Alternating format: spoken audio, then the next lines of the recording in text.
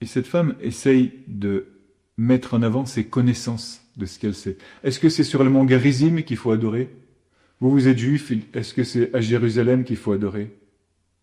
Et Jésus, particulièrement dans ce temps de carême, nous entraîne au désert de nos connaissances. Ce n'est ni sur le mont Garizim, ce n'est ni à Jérusalem que vous adorez, mais vous adorez le Père en esprit et en vérité. C'est le désert des connaissances. Même tes meilleures connaissances spirituelles, même tes meilleurs points de repère théologiques disparaissent pendant le temps de carême. L'important, c'est dans ce désert où tout est décalé, où il n'y a plus rien, plus de points de repère, mais tu rentres dans la relation personnelle avec Jésus.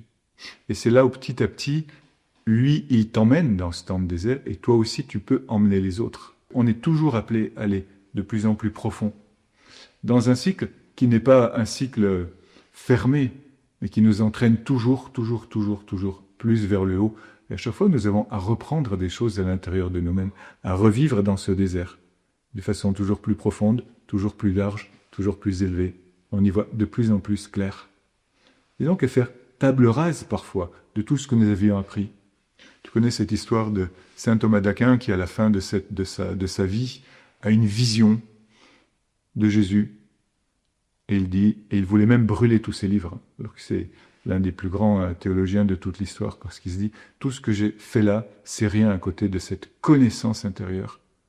Et nous, on est tous appelés à un certain moment à vouloir brûler, heureusement il ne l'a pas fait, à vouloir brûler tous nos bouquins, tout ce qu'on sait, parce que intérieurement, on a cette connaissance. François d'Assise dira la même chose. François d'Assise, lorsque quelqu'un veut lui lire un passage de l'évangile, de l'écriture, parce qu'il est tellement malade, tellement abîmé par toutes les maladies, quelqu'un veut lui lire pour le consoler, parce que ce quelqu'un sait que la parole de Dieu l'aide profondément, il dit non, pas besoin.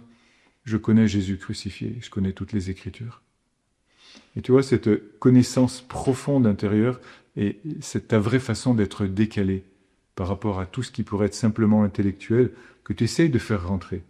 Mais c'est ce Jésus qui est déjà à l'intérieur de toi, lorsque tu vas dans les profondeurs, comme dans le puits de Jacob, qui fait que tu es existant et que tu es vrai en réalité.